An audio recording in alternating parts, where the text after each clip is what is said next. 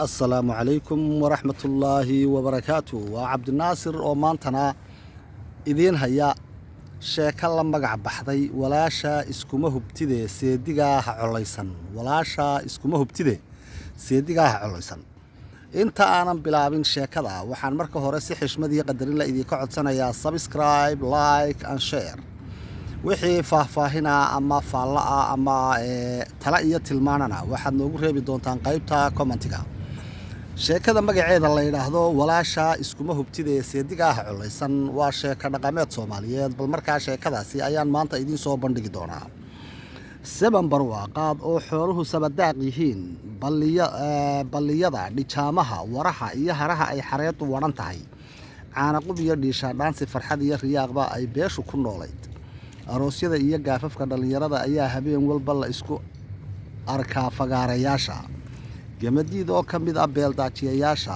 xoolahana ilaahay ku manaystay oo aad iyo aad dad iyo dunyaba u buuxa aftahamana eebahiba u siiyay aadna looga dambeeyo ayaa waxa uu dhalay 10 wiil iyo 2 gabdhood oo isku xiga inamadu waa ay ka wada weynaayeen gabdhaha aadna waa ay u tixgelin jireen labada gabdhood taweyni waa hore ayaa ay calafsatay oo waa 6 caruura oo sooran leh tan yar oo ah guri dambaystii reer gabadiid ayaa wiil gayaankeedii u soo ardaa dhigtay waana la siiyay si fiican oo sharaf leh ayaa loo soo doonay 100 halaad iyo baarqad faras baroora oo shaaximan iyo qori maadhiinahna waa laga baxshay muddo aan dheerayn ayaa la abaabulay xafladii arooska lamaanaha iscalmaday inanta hooyadeed waxay diyaarisay dhibaadii ay raacin lahayd oo dhan 7 awro hayina oo hilib dad mooyee wax waliba saaran yihiin haweeye hooyadeed waxa la soo siiyay hashii dhabarjabka oo ah hal dhaqan ahaan habarta inanta dhashay la siiyo si loo xuso dhibtii ay la soo martay korinteeda iyo kaalingelinteeda labadaba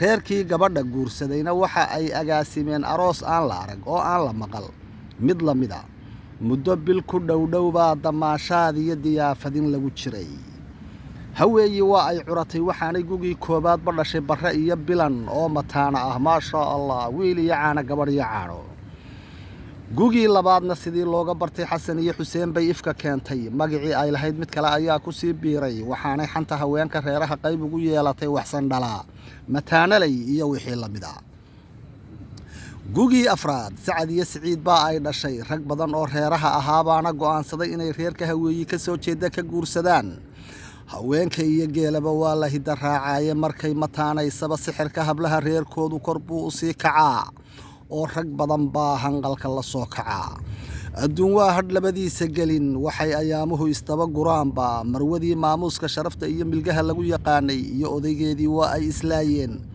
khilaaf hor leh baana hadheeyay qowdhan waxa uu u seeta dheereeyaba ayaantii dambe ayuu budhabi cas ahaa madaxa kala tiigsaday haweeye oo kolkaa harar ku fadhida kolkaasaa dhiigu cirka iyo dhulkaba qariyay haweenkii reerkuna qayle isla oogsadeen waa nin waayadaaba ku taamayay waxa uu markiiba dhegta dhiiga u daray 2 laxaad oo tabis ah ninkii lafaha gurayayna horuu u soo diyaarsaday dhayma iyo baanisa haddii in muddo ah haweeye lagula itaalsaday kolkay ogaatay inay ladnaatay oo ay hadda socdaali karta ayay habeenkii dambe guura bahalaysay oo ay ooda jabisay waxay sii socotaba waxay soo gaadhay 2 caana maal kadib reerkoodii oo sidii lagu yaqaanay iyo si ka sii daran intii ay ka maqnayd u baraaray oo faajood ku jira ardaagii geela ayay ku soo dhacday iyadoon biriyo bastoona doonayn daal iyo diifina ka muuqato haaraha iyo madowga aanay u dhalan ee wajigeeda bedelay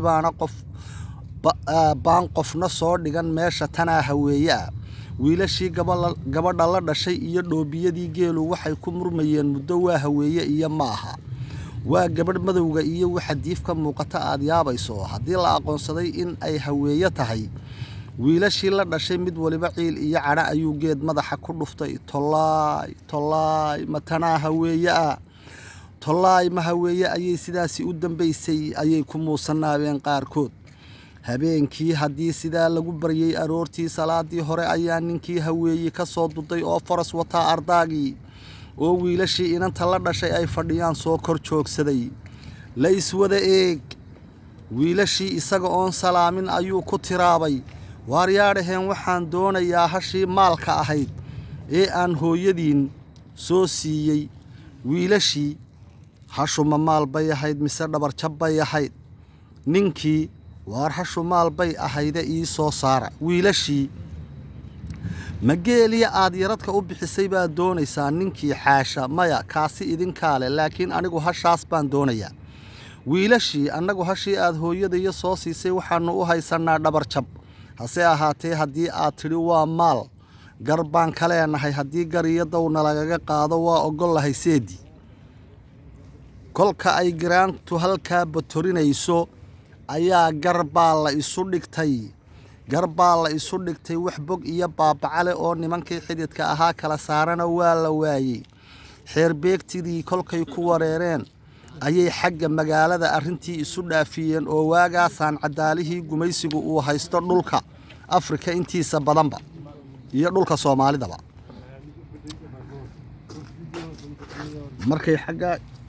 markay xaggiisaan cadaalaha ay isu dhaafiyeen arrintii, ninkii hasha doonayey ee ay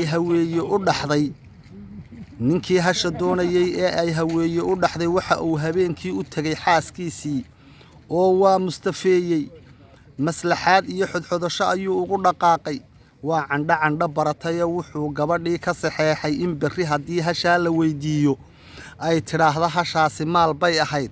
lexejeclo ayuu dhinac ka tusay oo waxa uu u sheegay in xoolahan ay iyadu leedahay maadaama ay wiilashan faraha badan dhashay. lexejeclo waa khamri baa hore loo yidhiye. subaxdii ayaa xaakinkii u yeedhay labadii dhinac ee hasha isku haystay. waxaanu dhegaystay dacwaddii. hase ahaatee waxa uu hadalkii ku soo afjaray in uu gabadhan soo duday ee ninkan hasha raba u dhaxday uu weydiin doono sida uu ahaa xaalka hashu xilligii uu ninkeedu baxshay. haweeye ayaa loo yeedhay. waxaanu xaakinkii weydiiyey hashani ma maal baa mise waa dhabarjab? haweeye oo hagoogiyo kawirjiqiskaga siisay ayaa tidhi qaadi hashu maal bay ahayd. qaadigii hashii iyo 24 neef oo ay dhashayba waxa uu u xukumay ninkii 12 wiil ee haweeye la dhashay. dhabanka iyo gacanta iyagoo isku haya oo geedkii aan ka kicin ayuu seedigood 25 haloo dareersaday oo usha dabada kala maray. haweeyena waxa ay feedha ka raacday ninkeedii cabbaar kolkii ay lugaynayeenna faraskii buu fansaaray.